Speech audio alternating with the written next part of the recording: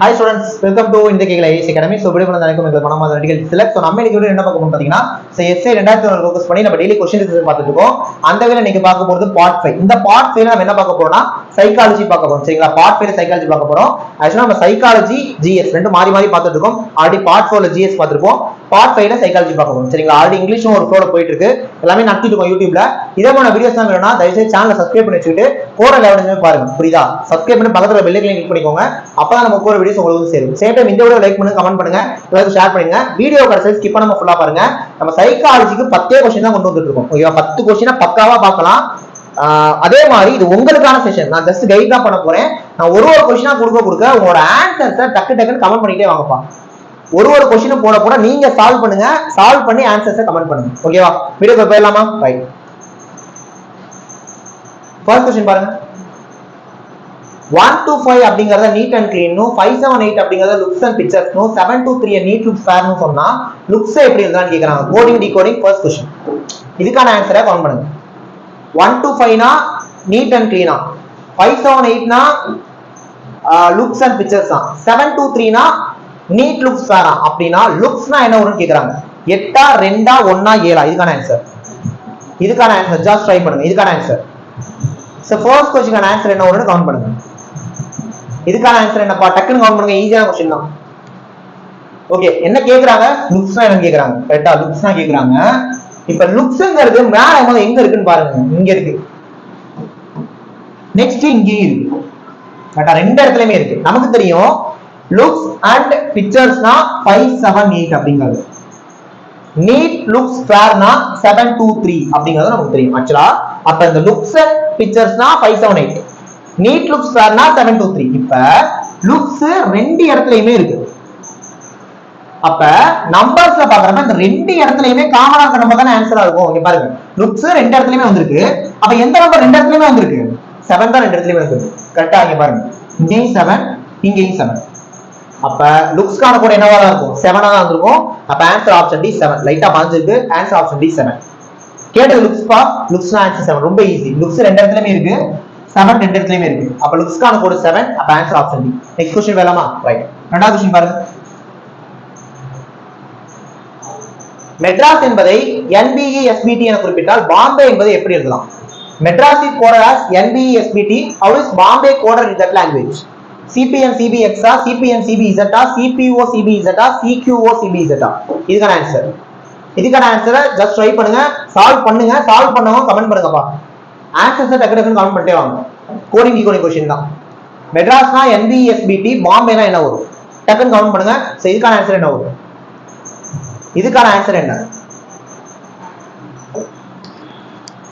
Right. So மெட்ராஸ்னா NBE SBT. Okay, பார்க்கலே தெரியுது. எல்லாமே அடுத்த இடத்துல தான் வந்திருக்கு. ஈஸி தான். M க்கு அடுத்து N, A க்கு அடுத்து B, D க்கு அடுத்து E, R க்கு அடுத்து S, A க்கு அடுத்து B, S க்கு அடுத்து T. அப்ப பாம்பேனா என்ன வரும்? அப்படியே அடுத்த எழுதுங்க. சோ B க்கு அடுத்து C, O க்கு அடுத்து MNOP, M க்கு அடுத்து N, B க்கு அடுத்து C, A க்கு அடுத்து B, Y க்கு அடுத்து Z. CPN CBZ answer. So CPN CBZ. Second question answer option B. ரொம்ப ஈஸி. திரும்ப சொல்றேன், அப்படியே அடுத்த வந்திருக்கு. அப்ப அடுத்த போட்ட ஆன்சர். ஓகேவா? அப்ப CPN CBZ ஆன்சர். சோ இந்த question answer option B. Next question வேலாமா? மூணா क्वेश्चन. சோ இதுக்கு ஆன்சர் கவுண்ட் பண்ணுங்க. How many points will be on the face opposite to in face which contains 4 points? 4 புள்ளிகளை கொண்ட முகத்திற்கு எதிர்முகத்தில் பல அது எத்தனை புள்ளிகள் இருக்கும்னு கேக்குறாங்க. Dice question.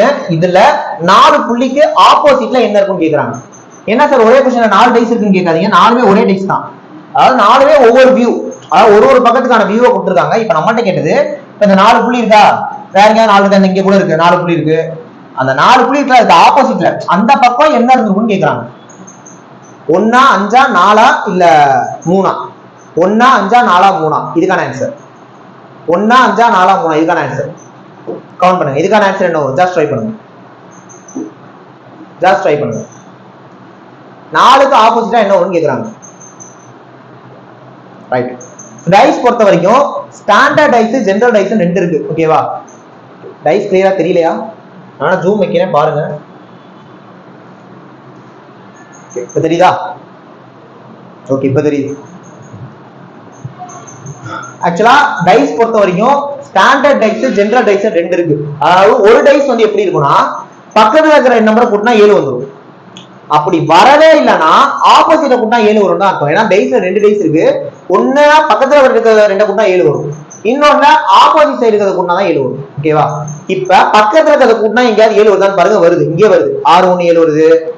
அகைன் இங்க 5 2 7 வருது. புரியுதா? ஏன்னா இங்க எத்தனை இருக்கு? 6 1 இருக்கு, இங்க 5 2 இருக்கு. அப்ப பக்கத்துல போனா 7 வருது இல்ல, வந்துருச்சு. அப்படின்னா ஒரு மெத்தட் இருக்கு. என்ன பண்ணணும்னா டைஸ்ல காமன் நம்பர்ஸ் எங்கேயாவது இருக்கான்னு பாருங்க. Common number. இப்போ உதாரணத்துக்கு இந்த 2 டைஸ் எடுத்துக்கோமா, இது கூட வேண்டாம். ஓகே, அதாவது 2 ஒரே ஒரு இது காமனா இருக்க மாதிரி பாருங்க. 4 6 வந்துருச்சு. 1 3 2 1 3 2. ஓகே, இந்த 2 டைஸையும் எடுத்துக்குவோம். இதையும் எடுத்துக்கலாம். ஓகேவா? இதை எடுத்துக்கலாம். கவனிங்க, இப்ப பாருங்க, இங்க 2 3 இருக்கு, இங்க 4 4 இருக்கு, இங்கதான் 1 1 இருக்கு. அப்ப இங்கேயும் 1 இருக்கு, இங்கேயும் 1 இருக்கு. அப்ப இந்த மாதிரி பக்கத்துல கூட்டினா 7 வந்துருச்சு அப்படின்னா என்ன பண்ணணும்னா காமன் நம்பர் இருக்க மாதிரி டைஸ் பார்க்கணும். இப்ப இங்க 2 இடத்துல 1 1 இருக்கா? அப்படி 1 1 இருந்தா இதுல இருந்து கிளாக் வைஸ் போகணும். என்ன நம்பர் வருது? 3 2 வருது 1க்கு அப்புறம். இங்க 1க்கு அப்புறம் 4 6 வருது. சோ இங்க 1க்கு அப்புறம்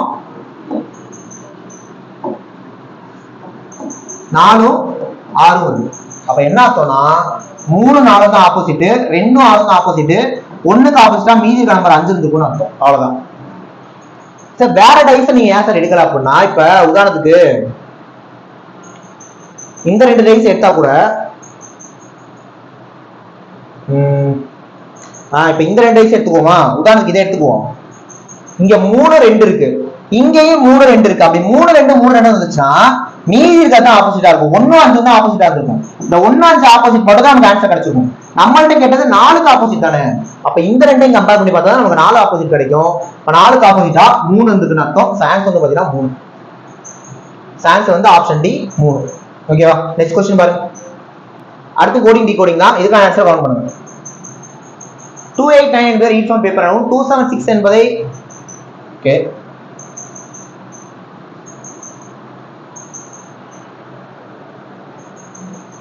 T from field எனவும் 85 என்பதை வால்பேப்பர் எனவும் குறிப்பிட்டால் பேப்பர் என்பதை எப்படி எழுதலாம்?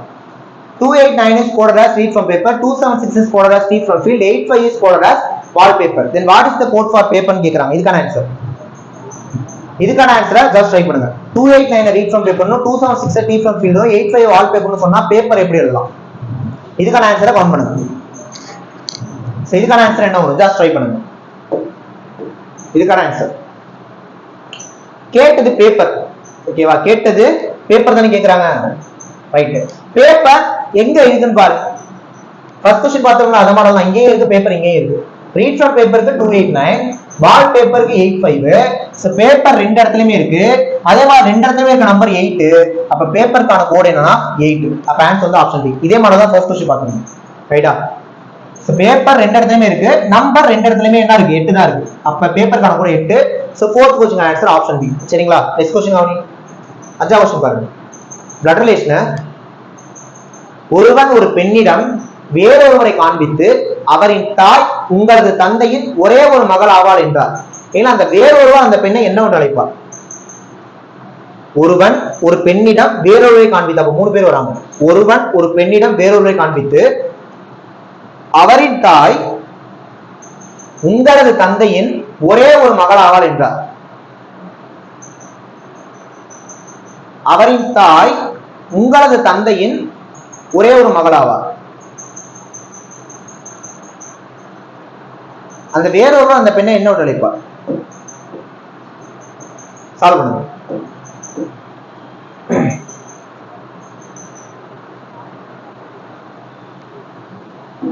நான் சால்வ் பண்றப்ப கவுனிய இங்க பாருங்க.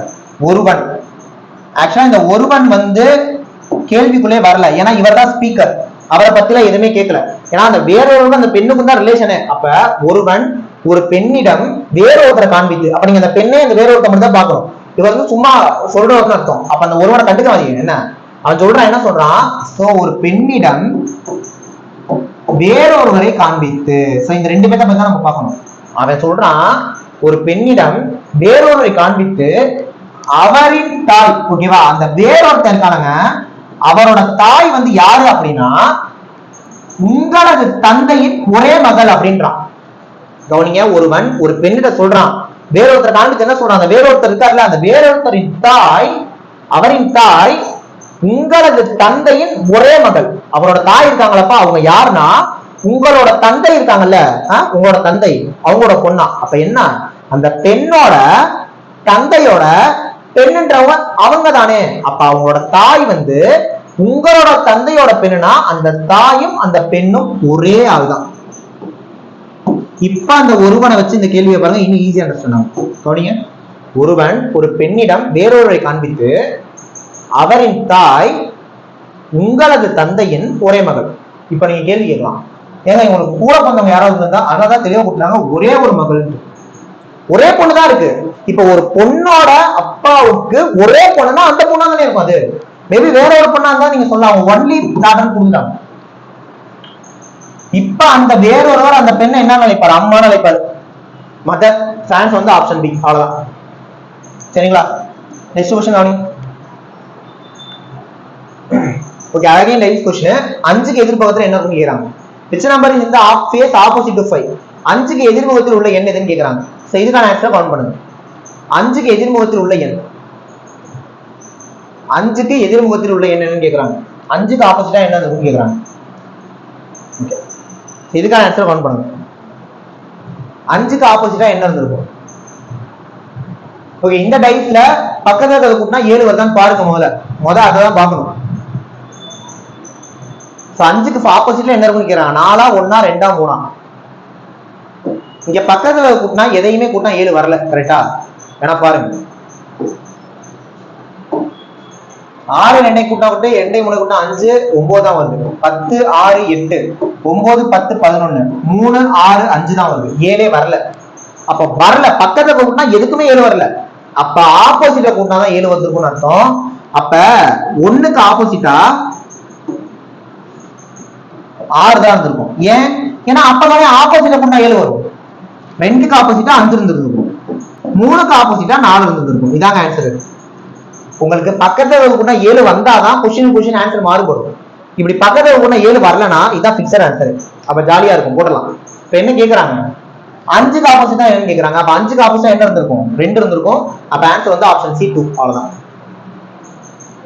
பக்கத்துல கூட்டினா 7 வருதான்னு பாருங்க. வரல அப்படின்னா ஆப்போசிட்ல கூட்டினா 7 வந்திருக்கும். சோ 1க்கு ஆப்போசிட் 6, 2க்கு ஆப்போசிட் 5, 3க்கு ஆப்போசிட் 4. அப்பதானே 7 வருது. That's it. சோ 5க்கு ஆப்போசிட்டா 2 இருக்கும். அப்ப ஆன்சர் வந்து ஆப்ஷன் சி. ஓகேவா? நெக்ஸ்ட் क्वेश्चन கவனிங்க. Regulation question. P என்பவர் Q மற்றும் R இன் சகோதரர், S என்பவர் R இன் தாய், T என்பவர் P இன் தந்தை எனில் கீழ்கண்டவற்றில் கண்டிப்பாக இது சரியாக இருக்க முடியாது, இது தப்புன்னு கேக்குறாங்க. P என்பவர் Q மற்றும் R இன் சகோதரர், S என்பவர் R இன் தாய், T என்பவர் P இன் தந்தை எனில் கீழ்கண்டவற்றில் கண்டிப்பாக இது சரியா இருக்காதுன்னு கேக்குறாங்க. இது தப்புன்னு கேக்குறாங்க. இது தப்புன்னு கேக்குறாங்க. T Q இன் தந்தைங்கிறது தப்பா, S P இன் தாய்ங்கிறது தப்பா, P S இன் மகன்கிறது தப்பா, இல்ல Q T இன் மகன்கிறது தப்பா? இதுக்கான ஆன்சர் அப்படியே இங்கிலீஷ்ல கொடுத்திருக்கோம். P is the brother of Q and R, S is R's mother, T is P's father.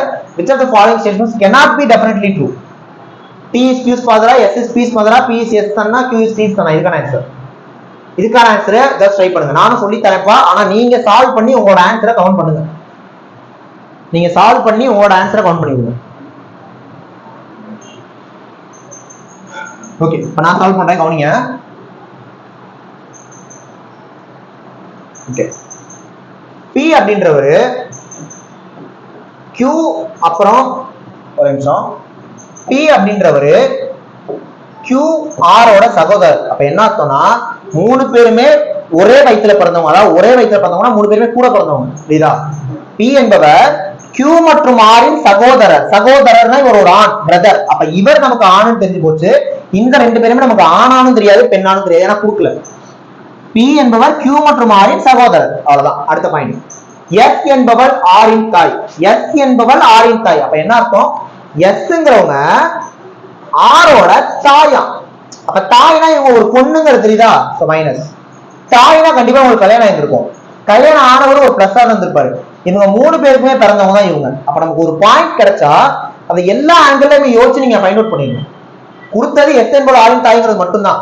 அப்ப எஸ்ங்க ஆரோட தாய், உங்களுக்கு கல்யாணம் ஆயிடுச்சு, கூட ஒரு ஹஸ்பண்ட் தான், சேம் டைம் இவங்களுக்கு 3 பேர் தான் இவங்களுக்கு பிறந்தவங்க, ஏன்னா எல்லாமே கூட பிறந்தவங்கல்ல, ரைட். டி என்பவர் பி யின் தந்தைன்னு கொடுக்குறாங்க. டிங்கிறவர் பி யோட தந்தை, அப்ப ஈஸியா நீங்க எக்ஸ் பண்ணி விட்டுலாம். ஓகேவா? ரைட். இப்ப எது சரியா இருக்கு, எது தப்புன்னு கேக்குறாங்க, எது தப்புன்னு கேக்குறாங்க. ஓகேவா? டி கியூவின் தந்தை அப்படின்னு இருக்கு. டி வந்து கியூவோட தந்தை, இது கரெக்ட். நம்மகிட்ட இது தப்பு, அதான் ஆன்சர் பண்ணும். அப்ப இது ஆன்சர் கிடையாது. நெக்ஸ்ட் எஸ் பியோட தாய், இதுவும் கரெக்டா இருக்கு. நமக்கு தப்பானதான் போகணும், இதுவும் தப்பு. டி எஸ் இன் மகன், டி எஸ் ஓட மகன், ஆமா பையன் தான். கியூ டி இன் மகன் இருக்குல்ல, கியூ ஆனா பின்னாடி நமக்கு தெரியாது. அப்ப கியூ டியோட மகன் எப்படி சொல்ல முடியும்? மகள்னு சொல்லலாம் இல்லையா? அப்ப எது சரியா இருக்க முடியாதுன்னு கேக்குறாங்க. 3மே ரைட்டு, இதுதான் சரியா இருக்க முடியாது. அப்ப நமக்கான answer option D. So Q டியோட மகன்னு சொல்றாங்க, எப்படி சொல்ல முடியும்? பொண்ணா கூட இருந்திருக்கலாம்ல. இதுக்கான ஆன்சர் ஆப்ஷன் டி. சரிங்களா? நெக்ஸ்ட் क्वेश्चन வாங்க. ஃபைண்ட் தி ஆட் நோட், வேறுபட்டதை கண்டுபிடிக்கும். அதாவது 4 ஆப்ஷன்ல 3 ஆப்ஷன் ஒரே மாதிரி இருக்கும், ஒரு ஆப்ஷன் மட்டும் வேற மாதிரி இருக்கும், அதை நீங்க சொல்லணும். ஆப்ஷன்ஸ் பாருங்க. First option RSU, second option EFH, third option MNO, fourth option UVX. So இதுக்கான ஆன்சரை கவுண்ட் பண்ணி விடுங்க. இதுக்கான ஆன்சரை கவுண்ட் பண்ணுங்க. RSU வா, EFH ஆ, MNO வா, UVX ஆ? இதுக்கான ஆன்சர். சோ 4 ஆப்ஷன்ல 3 ஆப்ஷன் ஒரே மாதிரி இருக்குங்க, இன்னொரு ஆப்ஷன் வேற மாதிரி இருக்கும். சோ அதுக்கான ஆன்சரை கவுண்ட் பண்ணுங்க. ரைட். சோ என்ன ஆன்சர் பண்ணிருக்கலாம், ஈஸியான क्वेश्चन தான். கவனிங்க. இங்க வந்து RSU இருக்கு.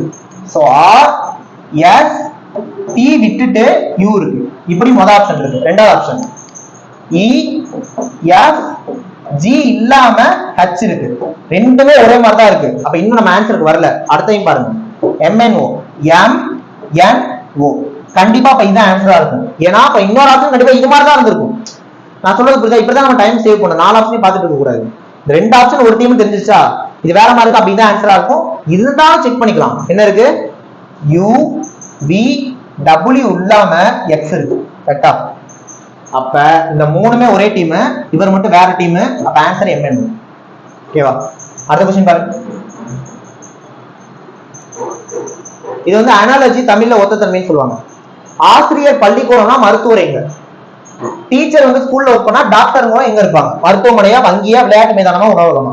ஹாஸ்பிடலா, பேங்கா, பிளே கிரவுண்டா, ஹோட்டலா? இதுக்கான ஆன்சர் ஈஸி தான்.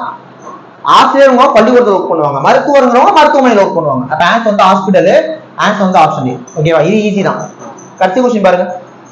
இன்னைக்கு செஷனுக்கான கடைசி क्वेश्चन. அகைன் டைஸ் क्वेश्चन தான். இத பார்த்துட்டா ஆன்சர் முடிஞ்சிருச்சு. ஒரு பவர் 2 எண்கள் கீழே காட்டப்பட்டுள்ளன. என் 4 மேலே இருக்கும்போது கீழே என்ன இருக்குன்னு கேக்குறாங்க. 4க்கு ஆப்போசிட்டா என்ன இருக்குன்னு கேக்குறாங்க. பாதாம்பா 4க்கு ஆப்போசிட்டா என்ன இருக்குன்னு கேக்குறாங்க. இதுக்கான ஆன்சர் கவுண்ட் பண்ணுங்க. 4க்கு ஆப்போசிட்டா என்ன இருக்கு? இது டைஸ் கீழே ஆப்ஷன். 4க்கு ஆப்போசிட்டா என்ன இருக்கும் கேக்குறாங்க. சால்வ் பண்ணுங்க. 4க்கு ஆப்போசிட்டா என்ன இருக்கும்? சால்வ் பண்ணுங்க. 4க்கு ஆப்போசிட்டா என்ன இருக்கும்? ஓகே. டைஸ் நான் ஃபர்ஸ்ட் என்ன பார்க்க சொன்னேன்? பக்கத்துல நம்பர் கூட்டா 7 வருதான்னு பார்க்க சொன்னேன். எங்கேயுமே 7 வரல. கரெக்ட்டா? வரலனா ஆப்போசிட்ல கூட்டா 7 வரும்னு அர்த்தம். அப்ப ஆப்போசிட்ல கூட்டிட்டீங்கன்னா 1க்கு ஆப்போசிட்டா 6, 2க்கு ஆப்போசிட்டா 5, 3க்கு ஆப்போசிட்டா 4. கேட்டது 4க்கு ஆப்போசிட் தானே? அப்ப ஆன்சர் 3. Answer option A. அவ்வளவுதான். ஈஸியான क्वेश्चन முடிஞ்சிச்சு. சோ சைக்காலஜி உளவியல்ல இருந்து எஸ்ஐ யூஸ்ஃபுல்லா இருக்க மாதிரி ஒரு 10 क्वेश्चन பார்த்துப்போம். கண்டிப்பா இந்த வீடியோ உங்களுக்கு யூஸ்ஃபுல்லா இருக்கும்னு நினைக்கிறேன். இதே மாதிரி வீடியோஸ்லாம் பார்க்கணும்னா நம்ம சேனலை சப்ஸ்கிரைப் பண்ணி வச்சுட்டு போற வீடியோஸ்மே பாருங்க. கண்டிப்பா அது உங்களுக்கு யூஸ்ஃபுல்லா இருக்கும். சரிங்களா? நெக்ஸ்ட் ஒரு முக்கியமான வீடியோல பார்க்கலாம். தேங்க்யூ.